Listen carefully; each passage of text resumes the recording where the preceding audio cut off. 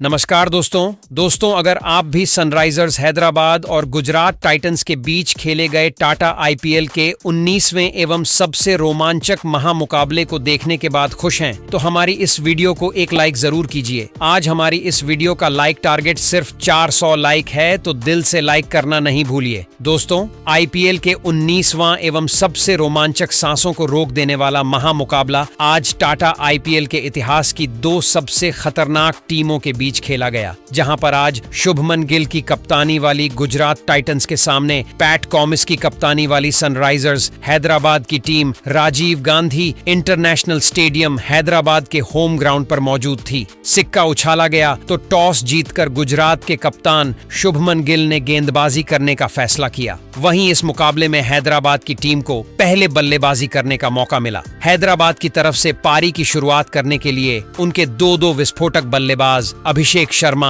और Travis head की खतरनाक जोड़ी मैदान पर उतरी। दोनों बल्लेबाजों के कंधे पर अपनी टीम को अच्छी शुरुआत दिलाने की जिम्मेदारी थी। गुजरात की तरफ से पहले ओवर में गेंदबाजी करने के लिए आए रफ्तार के सौदागर मोहम्मद सिराज, जिनका स्वागत ट्रेविस हेड ने ओवर की दूसरी ही गेंद पर शानदार चौका लगाकर किया। इसके बाद ओवर की चौथी गेंद को भी ट्रेविस हेड ने चौके में तब्दील कर अपनी टीम के स्कोर को तेजी से आगे बढ़ाया, लेकिन मोहम्मद सिराज ने खतरनाक गेंदबाजी करते हुए ओवर की आखिरी गेंद पर ट्रेविस हेड को साईं सुदर्शन के हाथों कैच आउट कराकर पवेलियन भेज दिया और पहले ही ओवर में सनराइजर्स हैदराबाद को तगड़ा झटका दे दिया। पहले ओवर में सनराइजर्स हैदराबाद की टीम 9 रन ही बना सकी। हैदराबाद को हेड के रूप में तगड़ा झटका लग चुका था और अब अभिषेक शर्मा का साथ देने के लिए मैदान पर ईशान किशन आ चुके थे। दूसरे ओवर में गुजरात टाइटंस की तरफ से गेंदबाजी करने के लिए ईशांत शर्मा आए, लेकिन अभिषेक शर्मा के चेहरे पर विकेट गिरने का दबाव बिल्कुल भी नहीं दिख रहा था। ओवर के पहले ही गेंद पर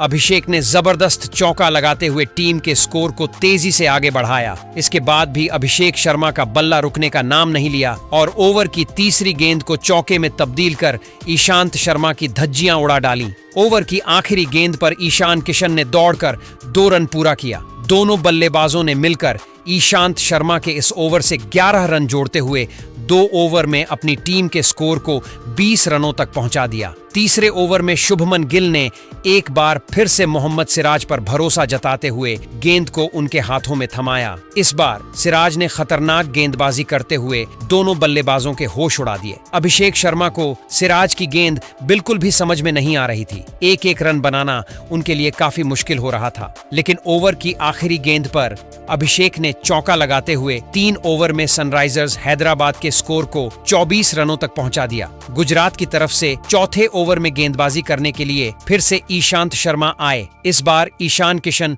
और अभिषेक शर्मा ने मिलकर उनकी जमकर कुटाई कर डाली। ओवर की तीसरी गेंद पर ईशान किशन ने शानदार चौका लगाया, तो वहीं चौथी गेंद को भी चौके में तब्दील कर अपनी टीम के स्कोर को रॉकेट के रफ्तार से आगे बढ़ाया। एक छोर से ईशान किशन चौकों की बारिश करते हुए तेजी से रन बटोर रहे थे, तो दूसरी छोर से अभिषेक शर्मा भी कंधे से कंधे मिलाकर उनका साथ दे रहे थे। आखिरी गेंद पर अभिषेक शर्मा ने शानदार चौका लगाते हुए ईशांत शर्मा को घुटने टेकने के लिए मजबूर कर दिया। दोनों बल्लेबाजों ने मिलकर इस ओवर से 13 रन जोड़ा। 4 ओवर की समाप्ति के बाद सनराइजर्स हैदराबाद का स्कोर 1 विकेट के नुकसान पर 37 रनों तक पहुंच गया। 5वीं ओवर में कप्तान गिल ने एक बार फिर से सिराज पर भरोसा जताते हुए गेंद को उनके हाथ में थमा दिया। आते ही मोहम्मद सिराज शानदार गेंदबाजी का नजारा पेश कर रहे थे। ओवर की चौथी गेंद पर मोहम्मद सिराज ने अभिषेक शर्मा को अपना शिकार बनाया और राहुल तेतिया के हाथों कैच कराकर उनको भी पवेलियन का रास्ता दिखा दिया। अभिषेक शर्मा अपनी टीम के लिए 18 रन बनाकर निराशा मन से वापस लौट गए, लेकिन ईशान किशन अभी भी मैदान पर डटे हुए थे। अभिषेक का विकेट गिरने के बाद ईशान का साथ देने के लिए नीतीश कुमार रेड्डी मैदान पर उतरे। 5 ओवर की समाप्ति के बाद सनराइजर्स हैदराबाद का स्कोर सिर्फ 38 रनों तक पहुंच पाया। वहीं उसके 2 बड़े बल्लेबाज पवेलियन की तरफ लौट चुके थे। गुजरात की तरफ से पावर प्ले के अंतिम ओवर में गेंदबाजी करने के लिए प्रसिद्ध कृष्णा आए। प्रसिद्ध कृष्णा शानदार गेंदबाजी करते हुए दोनों बल्लेबाजों को बांध कर रखा। नीतीश कुमार रेड्डी और ईशान किशन इस ओवर में एक एक रन के लिए तरस रहे थे। प्रसिद्ध कृष्णा खतरनाक गेंदबाजी करते हुए अपने इस ओवर में सिर्फ 7 रन ही खर्च किए। पावर प्ले की समाप्ति के बाद हैदराबाद की टीम अपने 2 विकेट गंवाकर सिर्फ 45 रन ही बना पाई। पावर प्ले की समाप्ति के बाद 7वें ओवर में कप्तान शुभमन गिल ने फिर से गेंदबाजी में बदलाव किया और इस बार उन्होंने स्पिन के जादूगर राशिद खान को बुला लिया। ईशान किशन और नीतीश कुमार रेड्डी राशिद खान के इस ओवर में कोई बड़ा शॉट नहीं लगा पाए और दोनों का बल्ला खामोश रहा। राशिद खान ने जबरदस्त गेंदबाजी करते हुए अपने इस ओवर में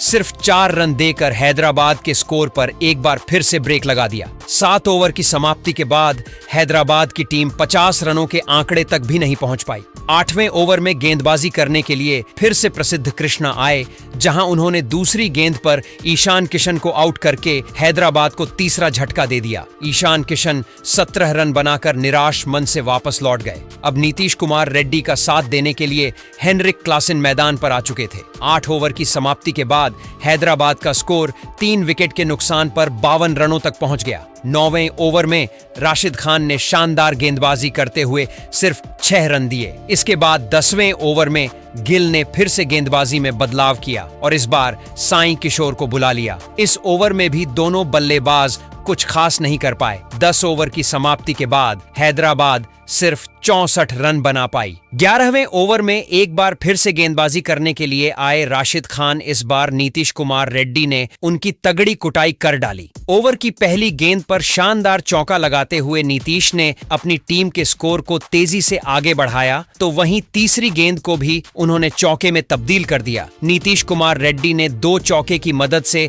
राशिद खान के इस ओवर से 9 रन बटोरे और टीम के स्कोर को 73 रनों तक पहुंचा दिया। 12वें ओवर में हेनरिक क्लासन ने चौकों और छक्के की बारिश करते हुए राशिद खान को घुटने टेकने के लिए मजबूर कर दिया। पहले गेंद पर चौका लगाकर उन्होंने राशिद का स्वागत किया, तो वहीं ओवर की चौथी गेंद पर गगनचुंबी छक्का लगाते हुए सनराइजर्स हैदराबाद के स्कोर को रॉकेट की रफ्तार से आगे बढ़ाया। दोनों बल्लेबाजों ने मिलकर 13 ओवर में हैदराबाद के स्कोर को 79 रनों तक पहुंचा दिया। दोनों बल्लेबाज सेट हो चुके थे, चौके और छक्के लगाकर तेजी से अपनी टीम के लिए रन बटोर रहे थे। तभी 14वें ओवर में गेंदबाजी करने के लिए साई किशोर आए। ओवर की 5वीं गेंद पर साई किशोर ने हेनरिक क्लासन को आउट करके हैदराबाद को मात्र 100 रनों के स्कोर पर चौथा झटका दे दिया। लेकिन नीतीश कुमार रेड्डी एक छोर से मजबूती से अपना पैर जमाए हुए थे और अब उनके साथ देने के लिए अनिकेत वर्मा बल्लेबाजी करने मैदान पर उतरे।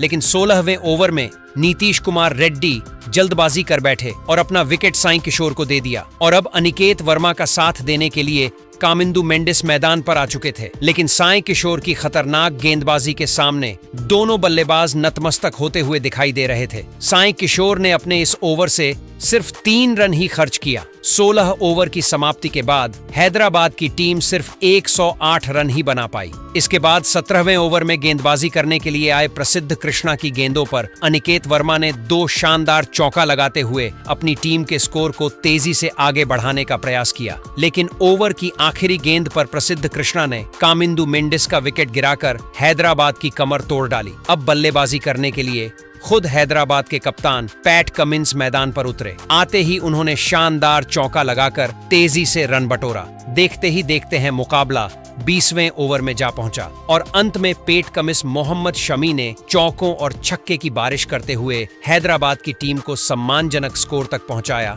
और गुजरात के सामने 152 रनों का स्कोर खड़ा कर दिया, जो किसी भी T20 मुकाबले में एक साधारण सा स्कोर माना जा सकता है। लेकिन राजीव गांधी इंटरनेशनल स्टेडियम की इस पिच पर गेंदबाजों को मदद मिल रही थी और सनराइजर्स हैदराबाद के गेंदबाज पूरी लय में थे।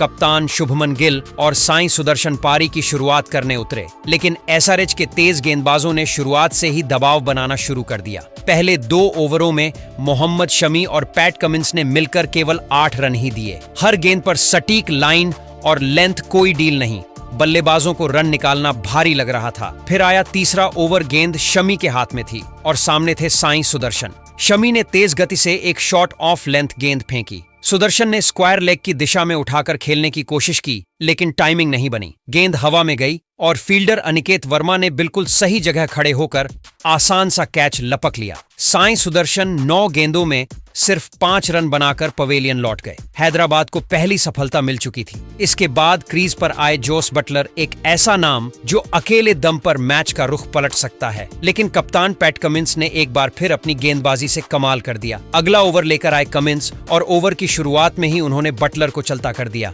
एक बैक ऑफ लेंथ गेंद जो अंदर की तरफ तेजी से मूव हुई, बटलर गेंद को पढ़ नहीं पाए। बल्ला घुमाया और गेंद ने बाहरी किनारा लेते हुए सीधा विकेट कीपर क्लासन के दस्तानों में समा गई। बटलर बिना खाता खोले 3 गेंदों में 0 पर आउट हो गए। गुजरात की पारी संकट में दिखने लगी थी, लेकिन इसके बाद क्रीज पर आए वॉशिंगटन सुंदर और सामने थे कप्तान शुभमन गिल। दोनों ने परिस्थिति को समझते हुए काउंटर अटैक का रास्ता चुना। गिल ने अपने क्लास का नमूना दिखाया। 5वें ओवर में मोहम्मद शमी की लगातार 2 गेंदों को बाउंड्री के पार भेजा। पिछले 2 झटकों से उभर रही गुजरात की पारी को उस वक्त नई रफ्तार मिली जब वॉशिंगटन सुंदर ने अपने बल्ले से तूफान खड़ा कर दिया। अगला ओवर लेकर आए सिमरजीत सिंह, लेकिन सुंदर ने उन्हें पूरी तरह निशाने पर ले लिया। ओवर की शुरुआत ही एक शानदार चौके से हुई। अगली ही गेंद पर मिड विकेट के ऊपर से उन्होंने एक और चौका ठोक दिया। फिर जैसे ही सिमरजीत ने शॉर्ट गेंद फेंकी, सुंदर ने पिकअप शॉट खेलते हुए उसे स्क्वायर लेग की बाउंड्री से बाहर भेज दिया। पहला और फिर ओवर की अंतिम गेंद पर लॉन्ग ऑन की दिशा में एक और क्लीन हिट सीधा स्टैंड्स में।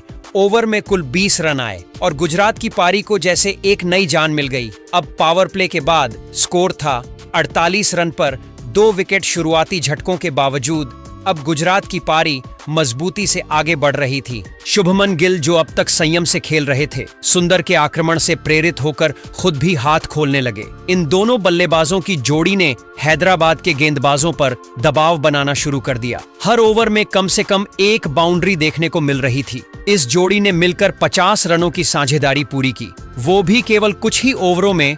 गुजरात टाइटंस की पारी अब पूरी तरह से पटरी पर आ चुकी थी। शुभमन गिल और वॉशिंगटन सुंदर की जोड़ी ने पारी को मजबूती से संभाल लिया था और 13वें ओवर तक टीम का स्कोर 100 के पार पहुंच गया। गिल ने अपनी फॉर्म का शानदार प्रदर्शन करते हुए महज 36 गेंदों में अर्धशतक पूरा किया। दूसरी ओर सुंदर भी अपनी पारी को एक विशेष मुकाम की ओर ले जा रहे थे। उन्होंने आत्मविश्वास के साथ बल्लेबाजी की और रन रेट को लगातार ऊंचा रखा। लेकिन फिर आया एक ऐसा मोड़ जिसने मुकाबले में थोड़ी सनसनी फैला दी। 14वां ओवर लेकर आए मोहम्मद शमी और सामने थे सुंदर। ओवर की एक गेंद को सुंदर ने स्क्वायर लेग की दिशा में फ्लिक किया, लेकिन गेंद हवा में उठ गई। फील्डर अनिकेत वर्मा ने ड्राइव लगाकर शानदार कैच लपकने का दावा किया। हालांकि अंपायरों को यकीन नहीं हुआ और उन्होंने तीसरे अंपायर की मदद ली। रिप्ले में कैच काफी करीबी लग रहा था। एक एंगल से लगा कि गेंद जमीन को छू सकती है, जबकि दूसरे एंगल से ऐसा लगा कि अनिकेत के हाथ गेंद के नीचे थे।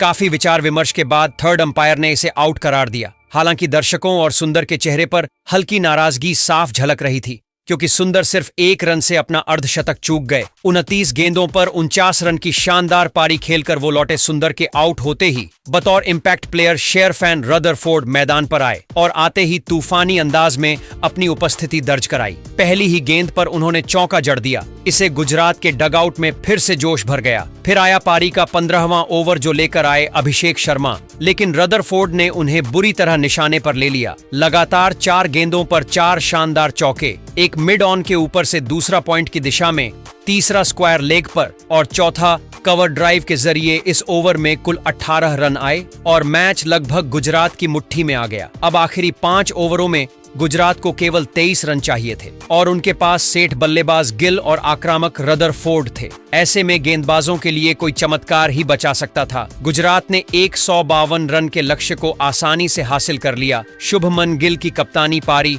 और सुंदर रदरफोर्ड की धमाकेदार बल्लेबाजी ने उन्हें शानदार जीत दिलाई। एसआरएच की गेंदबाजी शुरुआत में धारदार रही, लेकिन मिडिल ओवर्स में वो चूक गए और गुजरात ने इसका भरपूर फायदा उठाया। तो दोस्तों, आपके हिसाब से हैदराबाद की इस हार की वजह क्या है और गुजरात की इस जीत का हीरो कौन है? कमेंट जरूर कीजिएगा। धन्यवाद।